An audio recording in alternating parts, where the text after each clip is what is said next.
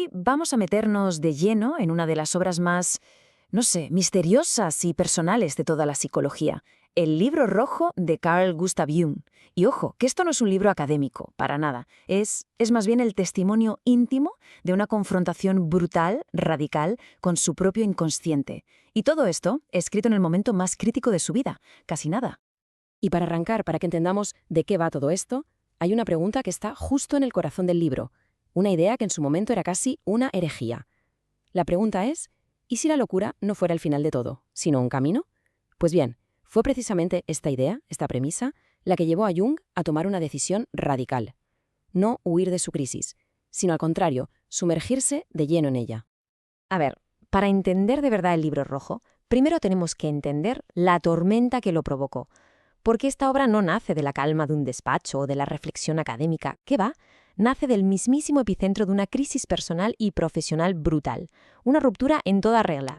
Es que, para ponerlos en situación, antes de 1913, Jung era, por así decirlo, el heredero intelectual de Sigmund Freud, el sucesor designado. Pero en ese año, en 1913, todo se derrumbó. La ruptura con su mentor no fue una simple discusión teórica o una diferencia de opiniones, no. Fue un auténtico terremoto existencial que lo dejó, como él mismo dijo, sin suelo. O sea, de repente se vio sin ninguna de las certezas que habían sido los pilares de todo su pensamiento. Y claro, una ruptura así pues tuvo unas consecuencias psicológicas inmediatas y profundísimas. De repente, Jung empezó a tener visiones y sueños supervívidos y a menudo, francamente, aterradores. Eran imágenes que parecían brotar directamente de lo más profundo de su inconsciente y que, lógicamente, le hicieron cuestionarse su propia cordura.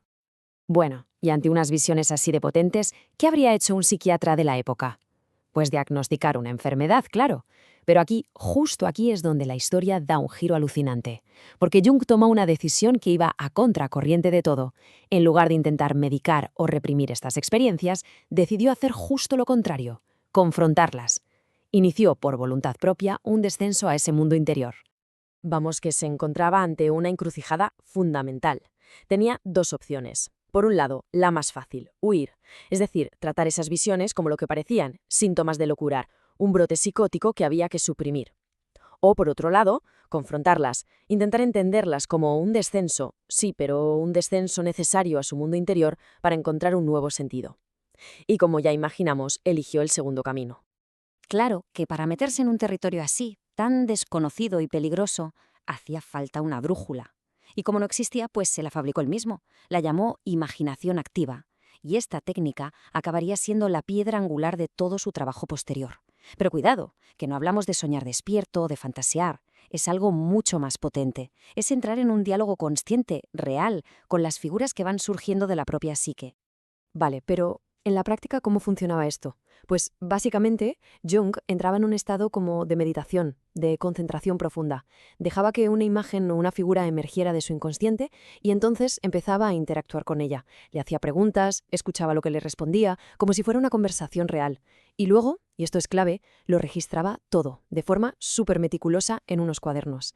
Esos cuadernos, con el tiempo, se convirtieron en el Libro Rojo.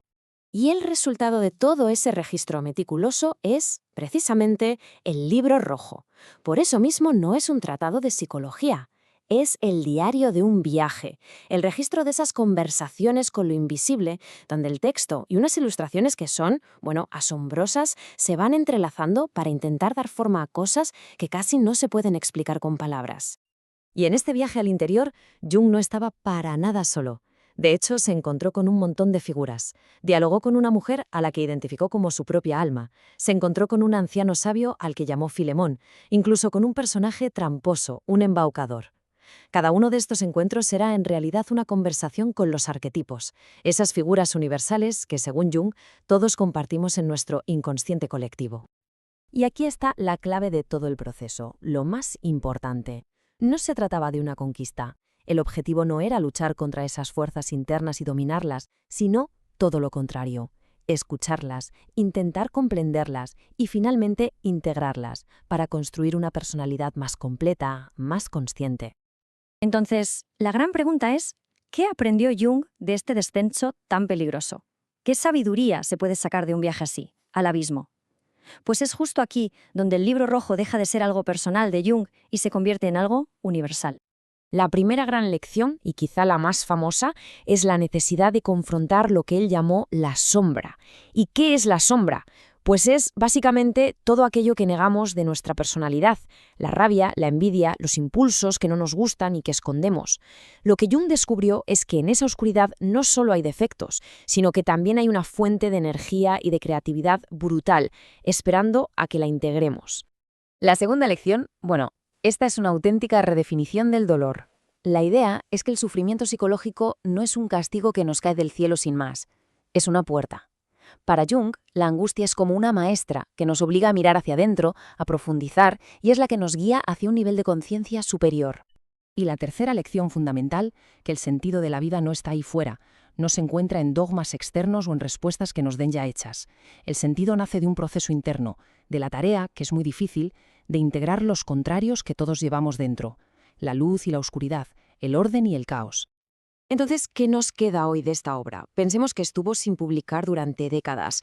¿Cuál es su legado? Pues quizá hoy su relevancia es más fuerte que nunca, porque el libro rojo no es solo una pieza de museo, un artefacto histórico, es sobre todo una invitación que no caduca. Al final, se puede ver el libro rojo como un espejo que no refleja nuestra cara, sino el alma humana. Refleja esa batalla que es universal, una batalla que no se lucha ahí fuera, en el mundo, sino en el territorio invisible de nuestra propia psique. Es el lugar donde viven nuestras sombras y también nuestros dioses internos. Si tuviéramos que resumir el mensaje central de la obra, sería este. Enfrentarse al propio caos, atreverse a descender al inconsciente, no es un signo de debilidad ni de fracaso. Es de hecho todo lo contrario, un acto de una valentía inmensa. Es aceptar que la luz muchas veces solo puede nacer de la oscuridad más profunda. Y vamos a terminar con una frase que, en el fondo, resume la invitación final que nos hace el libro rojo. Es una llamada a mirar hacia adentro sin miedo, con la promesa de que en ese abismo interior no vamos a encontrar la muerte ni la destrucción, sino algo muy distinto, la semilla de nuestro propio renacimiento.